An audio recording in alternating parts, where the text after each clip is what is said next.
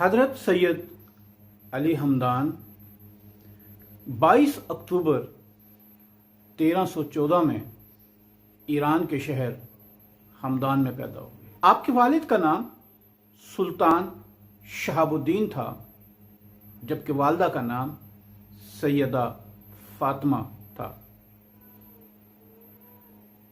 آپ نے کم عمری میں ہی قرآن کریم کو حفظ کر لیا۔ آپ کے والد اس زمانے میں ہمدان کے گورنر تھے۔ ایک حکمران گھرانے سے تعلق رکھنے والا بچہ شروع سے ہی فقر کی تمام تر خصوصیات سے متصف تھا۔ آپ نے اپنی ابتدائی تعلیم اپنے ماموں سے حاصل کی۔ اس کے بعد آپ کے روحانی مرشد شرف الدین مزدکانی تھے۔ آپ کے مرشد نے آپ کو حکم دیا دور دراز ممالک میں اشاعت اسلام کے لیے نکل جائیں۔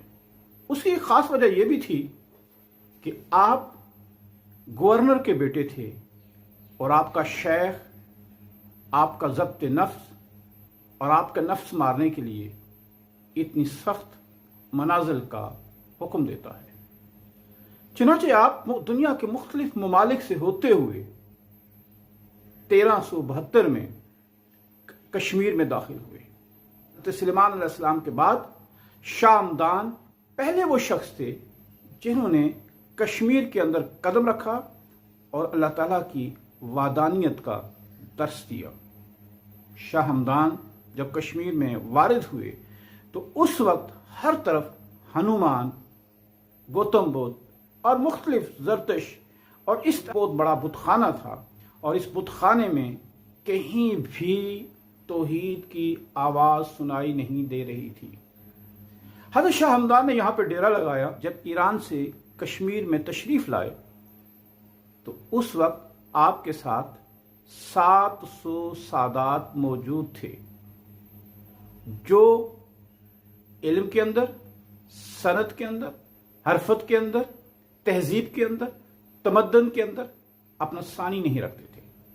حضرت شاہ ہمدان نے یہاں بغیر کسی مسلک کے یا بغیر کسی مسلک کے فروغ کے آپ نے ایک مبلغ کے طور پر، ایک مبلغ اسلام کے طور پر تبلیغ شروع کی۔ ایک مبلغ کے لیے ضروری یہ ہے کہ وہ مسلک کی تعلیم نہ دے، وہ کسی ایک خاص مکتبہ فکر کی تعلیم نہ دے، وہ کسی ایک مکتبہ فکر کی نمائندگی نہ کرے، بلکہ وہ اللہ تعالیٰ کی توحید، وحدانیت اور رسول اللہ صلی اللہ علیہ وسلم کے احکامات کی صحیح معنوں میں تبلیغ کرے، تب جا کر اس کی بات میں اثر بھی ہوگا اور وہ بات مؤثر بھی ثابت ہوگی۔ لہٰذا آپ نے جب یہاں پر کلمہ حق بلند کیا تو بے شمار لوگ آپ کے دست مبارک پر بیعت ہوئے۔ جس روز آپ نے کشمیر کے اندر قدم رکھا، کشمیر کے اندر ایک مجذوب شاعرہ جسے للہ ایشوری کہتے تھے، جو بعد میں للہ عارفہ کے نام سے مشہور ہوئی، وہ وہاں پہ موجود تھی اور وہ برہنہ پھرا کرتی تھی۔ اسے پوچھتے تھے کہ تم برہنہ حالت کے اندر کیوں پھرتی ہو؟ تو وہ کہا کرتی تھی کہ مجھے یہاں کسی سے خطرہ نہیں ہے، یہاں پر کوئی مرد نہیں ہے۔ جس روز حضرت شاہ ہمدان رحمۃ اللہ علیہ کشمیر کے اندر داخل ہوئے تو للہ عارفہ چیختی چلاتی ہوئی، بھاگتی ہوئی، کپڑے پہنتی ہوئی، کپڑے سمیٹتی ہوئی، اپنے وجود کو ڈھانپتی ہوئی نظر آئی۔ لوگ اس کے اس رویے سے بہت حیران ہوئے۔ اس سے پوچھا کہ آج تم کپڑے کیوں پہن رہی ہو، اپنے برہنہ جسم کو کیوں ڈھانپ رہی ہو؟ تو للہ عارفہ نے کہا کہ آج کشمیر کے اندر ایک مرد داخل ہو چکا ہے۔ حضرت شاہ ہمدان رحمۃ اللہ علیہ نسب ہے، وہ 16ویں پشت میں رسول اللہ صلی اللہ علیہ وسلم سے جا ملتا ہے۔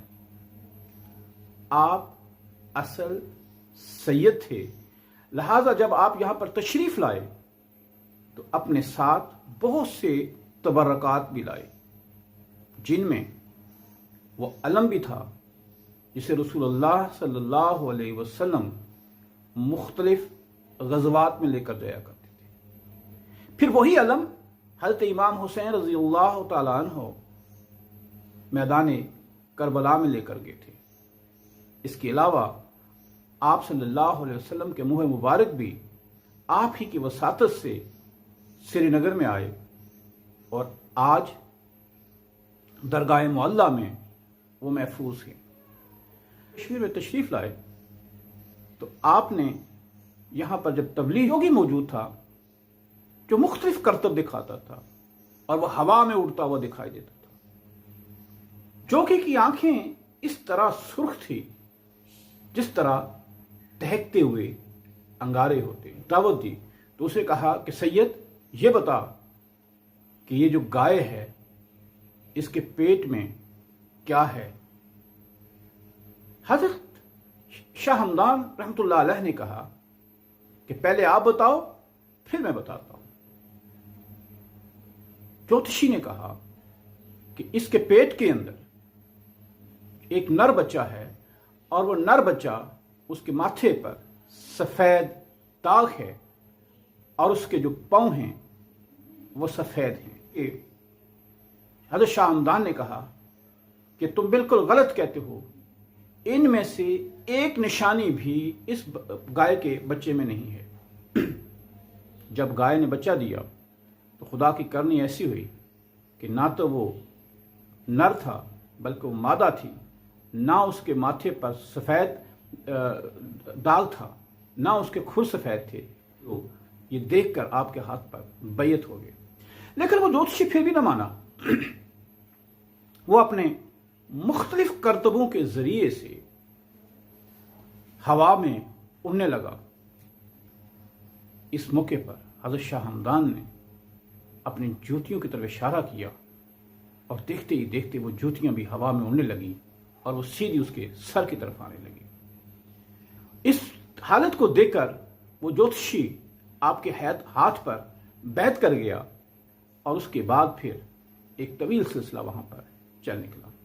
حضرت شاہ ہمدان نے نہ صرف کشمیر کے اندر تبلیغ کی بلکہ کشمیر کو صنعتی اعتبار سے، ثقافتی اعتبار سے، تمدنی اعتبار کے ساتھ، حرفت کے اعتبار کے ساتھ، ہر لحاظ سے، شعر و شاعری کے اعتبار کے ساتھ، ادب کے لحاظ سے، ہر طرح سے اسے ایک تہذیب دی، تمدن دیا، کلچر دیا، مضبوط کیا اور اس کے اندر ایک بہت بڑا انقلاب لایا، اور وہ ایک ایسا انقلاب تھا جو بغیر کسی خون خرابے کے تھا۔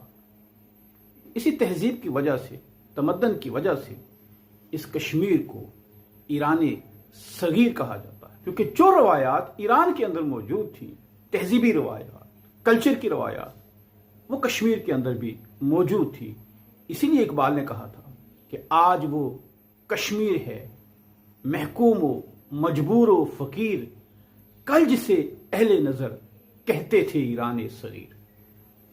علامہ اقبال نے جب جاوید نامہ لکھا، اور جاوید نامہ ان کی وہ شعرائے آفاق کتاب ہے، جاوید نامہ میں علامہ اقبال اپنے مرشد حضرت مولانا جلال الدین رومی کے ساتھ مختلف جگہوں کی سیر کرتے کرتے چاند پر، مریخ پر، زہرہ پر اور مختلف سیاروں سے ہوتے ہوئے، مختلف سوالات کرتے ہوئے، مختلف شخصیات سے ملاقات کرتے ہوئے ایک ایسی وسیع و عریض جگہ پہ جاتے ہیں جو بہت خوبصورت اور وسیع و عریض ہے، جس کی کوئی انتہا نہیں ہے۔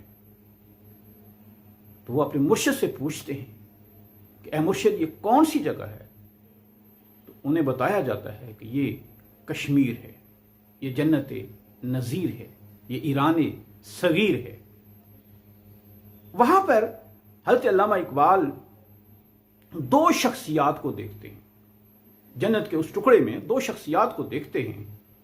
ایک حضرت شاہ علی ہمدان ہیں اور دوسرے ملا غنی کاشمیری ہیں۔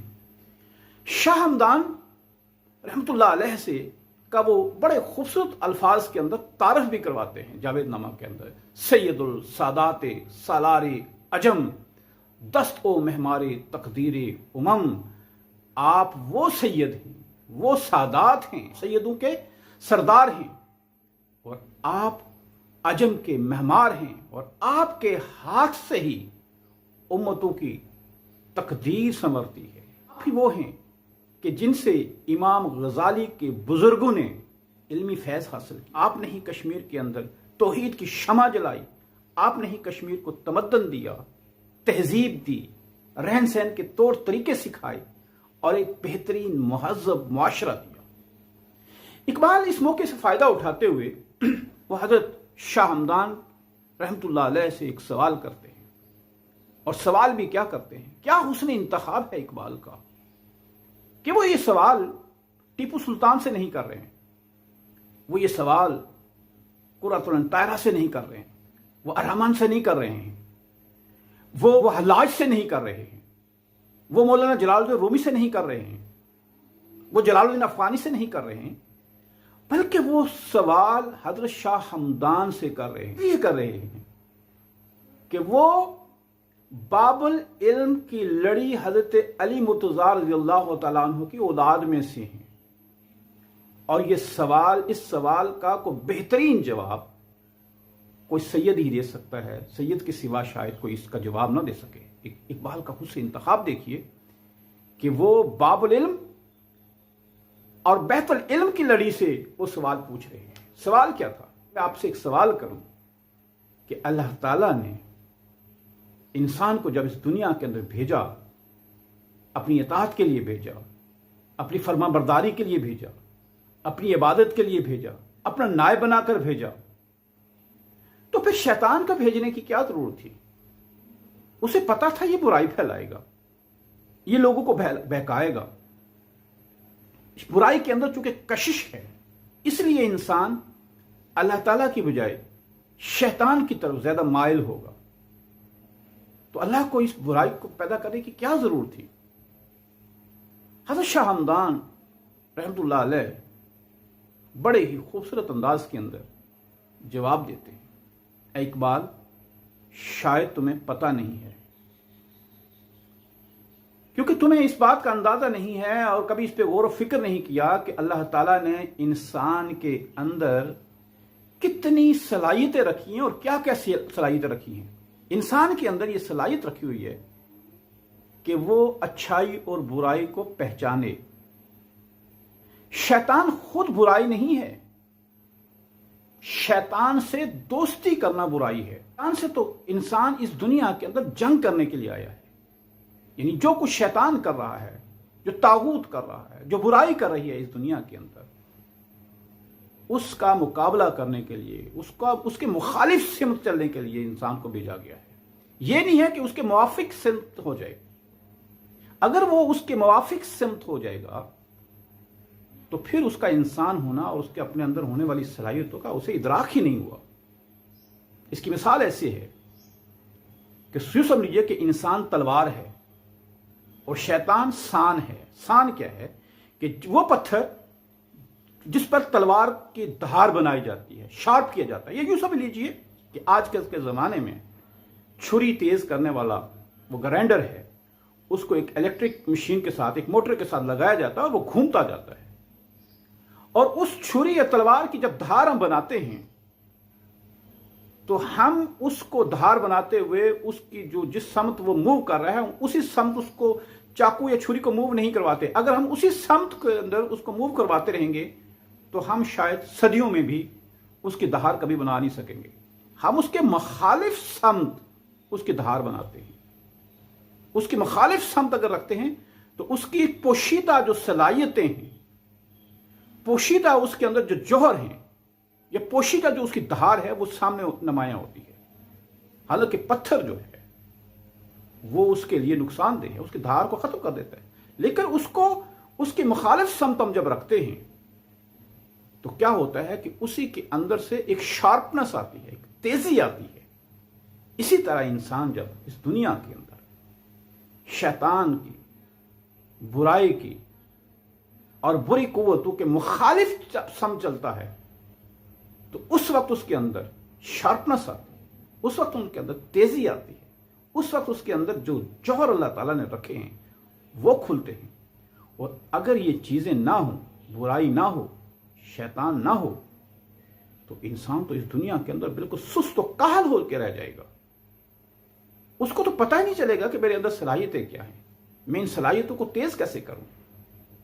جب انسان اس دنیا کے اندر آتا ہے اس وقت سے لے کر آخر دم تک انسان کی اسی شیطان سے، انہی برائیوں سے، انہی غلاظتوں سے، انہی کثافتوں سے قیامت تک جنگ رہتی ہے اور وہ اس جنگ کو لڑتا رہتا ہے۔ لہذا شیطان، برائی یہ خود کوئی بری چیزیں نہیں ہیں، ان کا ہونا بہت ضروری ہے، لیکن ان سے دوستی کرنا، ان کے موافق ہو جانا، ان کی ہاں میں ہاں ملا دینا، یہ برائی ہے۔ شاہ ہمدان نے اتنا خوبصورت جواب دے کر اس تمام مسئلے کو بڑی خوبصورتی کے ساتھ حل کر دیا۔ بہت شکریہ۔